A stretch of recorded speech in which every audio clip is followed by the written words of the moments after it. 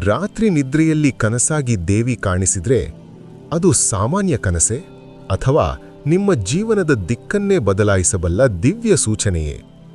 ಈ ಪ್ರಶ್ನೆಯ ಉತ್ತರ ಕೇಳಲು ಸುಲಭವಾದರೂ ಅದರ ಅರ್ಥ ತುಂಬ ಆಳದಲ್ಲಿದೆ. ಕನಸು ಎನ್ನುವುದು ಮನಸ್ಸಿನ ಆಟ ಮಾತ್ರವಲ್ಲ. ವಿಶೇಷವಾಗಿ ದೇವಿ ಕನಸಿನಲ್ಲಿ ಬರುವುದು ಅತೀ ವಿರಳ. ನಿಮ್ಮ ಜೀವನದಲ್ಲಿ ಯಾವುದೋ ಮಹತ್ವದ ತಿರುವು ಹತ್ತಿರ ಬರುತ್ತಿದೆ ಎಂಬ ಮೊದಲ ಸೂಚನೆಯಾಗಿರಬಹುದು. ನೀವು ಅನುಭವಿಸುತ್ತಿರುವ ನೋವು, ಭಯ, ಗೊಂದಲ ಅಥವಾ ಅಂತರಾಳದ ಪ್ರಾರ್ಥನೆಗಳಿಗೆ ದೇವಿ ಸ್ಪಂದಿಸುತ್ತಿದ್ದಾಳೆ ಎಂಬ ಮೌನ ಸಂದೇಶವೂ ಆಗಿರಬಹುದು. ದೇವಿ ಕನಸಿನಲ್ಲಿ ನೇರವಾಗಿ ಮಾತಾಡದೇ ಇದ್ದರೂ ಅವಳ ದೃಷ್ಟಿ, ಮೌನ, ನಗು ಅಥವಾ ಕೋಪ ಎಲ್ಲವೂ ಒಂದೊಂದು ಅರ್ಥವನ್ನು ಹೊತ್ತಿರುತ್ತವೆ. ಕೆಲವರು ಹೇಳುತ್ತಾರೆ, ದೇವಿ ಕನಸಿನಲ್ಲಿ ಬಂದ್ರೆ ತಕ್ಷಣವೇ ಶುಭವಾಗುತ್ತದೆ ಅಂತ. ಆದರೆ ಇದು ಅಷ್ಟೇ ಸರಳವಲ್ಲ. ಕೆಲವೊಮ್ಮೆ ದೇವಿ ಕನಸಿನಲ್ಲಿ ಕಾಣಿಸುವುದು ಎಚ್ಚರಿಕೆ ಕೂಡ ಆಗಿರಬಹುದು. ನೀವು ತಪ್ಪು ದಾರಿಯಲ್ಲಿ ಸಾಗುತ್ತಿದ್ದೀರಾ? ನಿಮ್ಮ ಶಕ್ತಿ, ಸಮಯ, ಜೀವನವನ್ನು ವ್ಯರ್ಥ ಮಾಡುತ್ತಿದ್ದೀರಾ? ದೇವಿ ಆ ಕನಸಿನ ಮೂಲಕ ಎಚ್ಚರ ಕೊಡುತ್ತಿದ್ದಾಳೆ.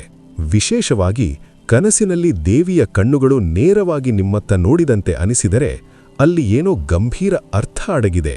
ಮತ್ತೊಂದು ರಹಸ್ಯ ಇಲ್ಲಿದೆ. ದೇವಿ ಯಾವ ರೂಪದಲ್ಲಿ ಕನಸಿನಲ್ಲಿ ಬಂದಳು ಎಂಬುದು ತುಂಬಾ ಮುಖ್ಯ. ಶಾಂತ ಮುಖದ ದೇವಿ ನಿಮ್ಮ ಜೀವನದಲ್ಲಿ ಸ್ಥಿರತೆ ಬರಲಿದೆ ಎಂಬ ಸೂಚನೆ. ಉಗ್ರ ರೂಪದ ದೇವಿ ನಿಮ್ಮ ಒಳಗಿನ ದುರ್ಬಲತೆ, ಭಯ, ನಕಾರಾತ್ಮಕ ಶಕ್ತಿಗಳನ್ನು ಮುರಿಯುವ ಸಮಯ ಬಂದಿದೆ ಎಂಬ ಸಂದೇಶ. ರಕ್ತವರ್ಣ, ಅಗ್ನಿ, ಪ್ರಕಾಶ, ಆಕಾಶ ಅಥವಾ ಅಂತರಿಕ್ಷದ ಹಿನ್ನೆಲೆ ಇವೆಲ್ಲವೂ ಸಾಮಾನ್ಯ ಸಂಕೇತಗಳಲ್ಲ. ಇವು ನಿಮ್ಮ ಆತ್ಮೀಯ ಮಟ್ಟದಲ್ಲಿ ಬದಲಾವಣೆ ಆರಂಭವಾಗಿದೆ ಎಂಬ ಸೂಚನೆಗಳು. ಅತ್ಯಂತ ರೋಚಕ ಸಂಗತಿ ಏನು ಗೊತ್ತಾ? ದೇವಿ ಕನಸಿನಲ್ಲಿ ಬಂದು ಮತ್ತೆ ಮತ್ತೆ ನೆನಪಾಗುತ್ತಿದೆಯಾದರೆ ಅದು ಯಾದೃಚ್ಛಿಕವೇ ಅಲ್ಲ. ಅದು ನಿಮ್ಮನ್ನು ಆಯ್ಕೆ ಮಾಡಿಕೊಂಡ ಸೂಚನೆ. ನಿಮ್ಮೊಳಗೆ ಯಾವುದೋ ವಿಶೇಷ ಶಕ್ತಿ ಜಾಗೃತವಾಗುತ್ತಿದೆ. ಆದರೆ ಈ ಸೂಚನೆಗಳನ್ನು ನಿರ್ಲಕ್ಷ್ಯ ಮಾಡಿದರೆ ಆ ಅವಕಾಶ ನಿಧಾನವಾಗಿ ದೂರವಾಗಬಹುದು. ಅದಕ್ಕೆ ಹಿರಿಯರು ಹೇಳಿದ್ದು, ದೇವಿ ಕನಸು ಅಂದ್ರೆ ಮೌನವಾಗಿ ತೆಗೆದುಕೊಳ್ಳಬೇಡ. ಈಗ ಪ್ರಶ್ನೆ ಇದು, ನಿಮಗೆ ಇತ್ತೀಚೆಗೆ ದೇವಿ ಕನಸಿನಲ್ಲಿ ಕಾಣಿಸಿದ್ದರೆ ನೀವು ಏನು ಮಾಡಬೇಕು? ಅದನ್ನು ಮರೆತು ಬಿಡಬೇಕಾ?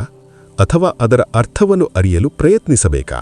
ಮುಂದಿನ ಭಾಗದಲ್ಲಿ ದೇವಿ ಕನಸಿನಲ್ಲಿ ಕಾಣಿಸಿದ ನಂತರ ನೀವು ತಪ್ಪದೇ ಮಾಡಬೇಕಾದ 3 ರಹಸ್ಯ ಕಾರ್ಯಗಳು ಮತ್ತು ಈ ಕನಸು ಆಶೀರ್ವಾದವೋ ಅಥವಾ ಎಚ್ಚರಿಕೆಯೋ ಅನ್ನುವುದನ್ನು ಹೇಗೆ ಗುರುತಿಸಬೇಕು ಎಂಬುದನ್ನು ಬಹಿರಂಗಪಡಿಸುತ್ತೇನೆ. ಈ ಭಾಗವನ್ನು ಮಿಸ್ ಮಾಡಿಕೊಳ್ಳಬೇಡಿ. ಯಾಕೆಂದರೆ ದೇವಿ ಎಲ್ಲರಿಗೂ ಕನಸಿನಲ್ಲಿ ಕಾಣಿಸೋಲ್ಲ.